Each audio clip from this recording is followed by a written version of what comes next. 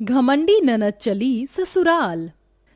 इस घर में मुझे आज नाश्ता मिलेगा या नहीं? मेरे कॉलेज जाने का टाइम हो गया और अभी तक मेरा नाश्ता नहीं आया।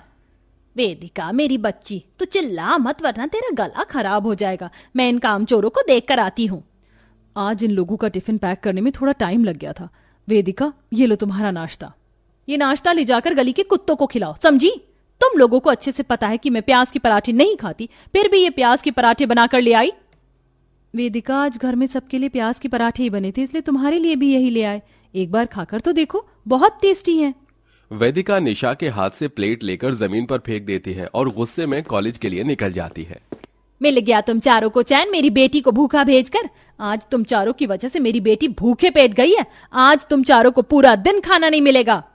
कल्याणी बचा हुआ खाना ले जाकर बाहर कूड़े में डाल देती है और रसोई पर भी ताला लगा देती है। 1000 दुश्मन मिल जाए लेकिन एक ऐसी नंद ना मिले। ये बस नाटक करती है। इसे तो कई बार मैंने बाहर प्याज के पराठे खाते हुए देखा है। ये बस हमें तकलीफ देना चाहती है। चारों भाभियां भूख के मारे अपना पेट पकड़कर बैठी होती हैं। वहीं वेदिका अपने कॉलेज की कैंटीन में प्याज के पराठे खा रही होती है। वेदिका, तेरे तो प्याज के पराठे फेवरेट हैं, फिर तूने अपनी भाभियों के सामने नाटक क्यों किया? क्योंकि मुझे उन्हें परेशान करने में काफी खुशी मिलती है, इसलिए मैं ये सब करती हूँ। वेदिका शुरू से ही अपनी चारों भाभियों को पसंद नहीं करती थी, जिसके चलते वेदिका हमेशा अपनी भाभियों को परेशान करने का कोई ना कोई तरीका ढूंढती थी। साथ ही घर की इकलौती बेटी होने की वजह से कोई उसे कुछ कहता भी नहीं था। आज तो मैं काफी ज्यादा थक गई शॉपिंग करके। भाभी, ओ भाभी, कहाँ मर गई चारों की चारों? ये लो आ गई महारानी। चिल्लाती तो ऐसे है जैसे ये हमारी नंद नहीं सास हो। चारों भाभी किचन से निकलकर जैसे ही हॉल में जाती हैं तो देखती हैं कि वेदिका ने सारे हॉल में अपना सामान फैला दिया है। वेदिका, ये सब क्या है? हमने अभी हॉल की सफाई की थी। ये सब आपका काम है और मैं घर की बेटी हूँ, मैं जो चाहूँ वो कर सकती हूँ। अब खड़ी खड़ी क्या देख रही हो? जल्दी से मेरे लिए जूस लेकर आओ और ये सारे शॉपिंग बैग और सैंडल ले जाकर मेरे कमरे में रखो।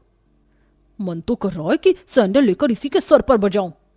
मोहिनी महक किचन में जूस लेने के लिए चली जाती हैं।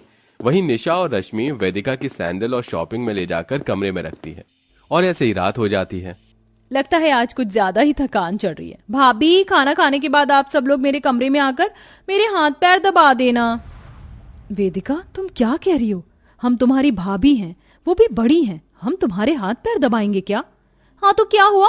वैसे भी भाभियों को तो फर्ज होता है नंद की सेवा करना। सही कह रही है मेरी बेटी। जरा हाथ पैर दबा दोगी तो कौन सी तुम्हारी जान निकल जाएगी।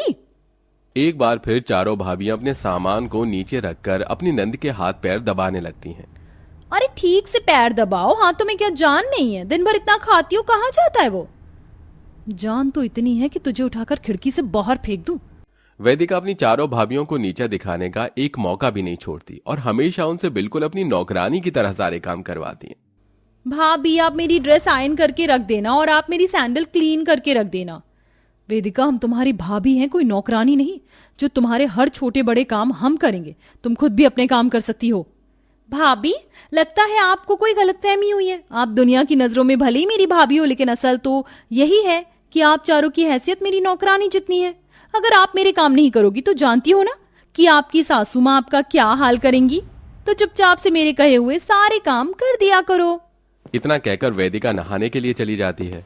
कभी कभी तो मन करता है सारा सामान पैक करके अपने मायके चली जाऊं। कम से कम ऐसी जल्लाद नंद से छुटकारा तो मिलेगा। शांत हो जाओ रश्मि, सिर्फ कुछ समय की बात है। एक बार बस वेदिका की शादी हो जाए, फिर हम चारों चैन की सांस लेंगे। ऐसे ही कुछ वक्त गुजर जाता है और आज फाइनली वेदिका को देखने के लिए रिश्ते वाले आते हैं। हमें तो यकीन ही नहीं हो रहा कि ये सारे स्वादिष्ट पकवान आपकी बेटी ने बनाए हैं। अजी बहन जी, शादी के बाद आप जो भी बोलेंगे मेरी बेटी वो सब बना देगी। हाँ क्यों नहीं, फिल्टर में देखकर 100 तरह के मुंह बना देगी, 2 मिनट में बनने वाली मैगी बना देगी और अच्छे से आप सब लोगों को पागल भी बना देगी। कितना झूठ बोलती है माँ जी। सुबह 4 बजे उठकर ये सारे पकवान हम चारों ने बनाए हैं और नाम इस बंदरिया का। रिश्ता देखने आए लोगों को वेदिका काफी पसंद आ जाती है, जिसके चलते वेदिका का रिश्ता पक्का हो जाता है और सिर्फ कुछ दिनों में उसकी शादी होती है और अब घर में शादी की चहल पहल भी शुरू हो जाती है। अरे जरा जल्दी जल्दी चलो, पैरों में क्या जान नहीं है तुम चारों के? अभी तो बस शॉपिंग स्टार्ट की है और अभी से ही तुम्हारा ये हाल है। और भाभी जरा मेरे बैग्स ठीक से पकड़ो, पता है ना इसके अंदर मेरी शादी का लहंगा और बाकी रस्मों के लिए कपड़े हैं। हाँ, ये 15-20 किलो का बैग थमा कर कैसे दोनों माँ बेटियां मटक मटक कर चल रही हैं और हमें यहाँ कूली बना दिया। पूरा दिन धूप में पैदल चल चल कर चारों भाभियों की शाम तक हालत खराब हो जाती है। जैसे जैसे करके कल्याणी की शॉपिंग खत्म होती है और वो लोग घर आते हैं चारों भाभियां सोफे पर बैठकर आराम करने लगती हैं। ये लो, शॉपिंग हमने करी और थक गई ये चारों। अरे उठो और जाकर मेरा हल्दी का स्टेज तैयार करो। पता नहीं है कल मेरी हल्दी की रस्म है। क्या हम? लेकिन माँ जी, आप डेकोरेशन वालों को भी तो बुला सकती हैं, हम काफी थक चुकी हैं। अगर सारे काम डेकोरेशन वाले करेंगे तो तुम चारों का क्या काम? और हाँ, कहीं वो बासी गेंदे के फूल मत लगा देना। मैंने गुलाब की फूल मंगवाए हैं, उससे ही सारी डेकोरेशन करना। चारों थकी हारी बहुएं उठती हैं और जाकर हल्दी की स्टेज की तैयारी करती हैं। वेदिका अपनी शादी का फायदा उठाकर अपनी चारों भाभियों को उंगली पर काफी अच्छे से नचवाती हैं। अरे माँ, ये तिजोरी में से पैसे क्यों निकाल रही हो? तेरे दहेज के लिए बेटा। आज जाकर इन पैसों से तेरे दहेज का सारा सामान लेकर आना है। क्या माँ, आपने तो बिल्कुल भी अकल नाम की चीज नहीं है। अरे जब घर में 4-4 बैंक हैं तो क्यों अपनी तिजोरी खाली करना? मतलब मैं कुछ समझी नहीं। जब चारों भाभियां शादी करके घर आई थी तो क्या ही कुछ लेकर आई थी। यही मौका है, आप इनके माँ बाप से बात करके इनका दहेज मंगवाइए और वही दहेज मेरी शादी में दीजिए। अरे वाह, मेरी बिटिया रानी तो बड़ी होशियार हो गई है। मैं अभी इन चारों के माँ बाप को कॉल करती हूँ। कल्याणी चारों बहुओं के माता पिता को कॉल करके दहेज की मांग करती हैं। चारों बहुएं एक नॉर्मल मिडिल क्लास फैमिली से होती हैं, जिसके चलते दहेज का नाम सुनते ही उनके माँ बाप के पसीने छूटने लगते हैं। जैसे ये बात चारों बहू को पता चलती है। माँ जी, आप क्या कर रही हैं? शादी के इतने सालों बाद दहेज लेने का कैसे सवाल उठता है? उस समय तुम्हारे माँ बाप की हालत ठीक नहीं थी, इसलिए मैंने दहेज की मांग नहीं की थी। लेकिन अब मैं कर रही हूँ। अगर तुम्हारे माँ बाप ने दहेज नहीं दिया तो तुम चारों अपना सारा सामान पैक करो और अपने मायके जा सकती हो। मायके का नाम सुनकर चारों बहुएं डर जाती हैं, जिसके चलते चारों भाइयों के माँ बाप अपना घर, अपनी दुकान और अपने जीवन की सारी जमा पूंजी से अपने चारों बेटियों को दहेज देते हैं। देखा माँ, मेरा आइडिया कैसे काम आया। सारा सामान भी आ गया और आपके पैसे भी खर्च नहीं हुए। वेदिका की ये बात उसकी चारों भाभी सुन लेती हैं, जिसके चलते उसकी चारों भाभियों के दिल में और ज्यादा नफरत बढ़ जाती है। ऐसे ही कुछ वक्त गुजर जाता है और आज वेदिका की शादी होती है। शादी पर वेदिका अपने ससुराल चली जाती है। यहाँ एक तरफ सभी लोग वेदिका के जाने से दुखी होते हैं, तो वहीं उसकी चारों भाभियां खुशी से अपने कमरे में झूम रही होती हैं। आखिरकार गई मुसीबत, अब हम चैन की सांस लेंगे। लेकिन वो खुशी चारों बहू की ज्यादा देर तक नहीं रहती। बूढ़ी उम्र में अपने माँ बाप पर इतना कर्जा देखकर चारों बहुएं काफी परेशान होती हैं। 2 दिन गुजर जाते हैं और अब वेदिका पग फेरे की रस्म के अपने मायके आती है। निशा, संभालो अपने आप को, सब ठीक हो जाएगा। ना जाने इस उम्र में मेरे माँ बाप इतना कर्ज कैसे चुकाएंगे। मैं क्या करूं, मुझे कुछ समझ नहीं आ रहा है। ये मेरी चारों भाभियां कहाँ हैं? अब तो मेरी शादी हो चुकी है। अब मैं अपने और नखरे दिखाकर परेशान करूंगी। वैदिका अपनी चारों भाभियों को परेशान करने के लिए उनके कमरे में जाती है कि तभी देखती है कि उनकी चारों भाभियां रो रही हैं।